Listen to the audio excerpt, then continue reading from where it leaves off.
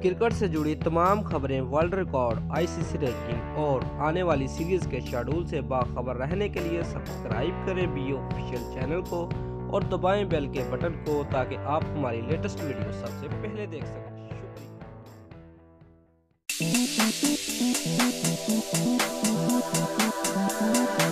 Viewers, अगर आप पाकिस्तानी हैं तो जल्दी से वीडियो को लाइक कर दें क्योंकि मैं आपके लिए क्रिकेट की बहुत ही अच्छी न्यूज़ लेकर आता हूं। व्यूअर्स, पाकिस्तान क्रिकेट टीम के दौरा जनूबी अफ्रीका का शेड्यूल जारी कर दिया गया है। टीम दिसंबर और जनवरी में जनूबी अफ्रीका में 3 टेस्ट, 5 वनडे और 3 T20 मैचेस खेलेगी। व्यूअर्स, कौमी टीम के दौरे का आगाज 19 दिसंबर को बिनोनी में जनूबी अफ्रीका इन्विटेशन 11 के खिलाफ 3 रोज़ा टूर मैच से करेगी।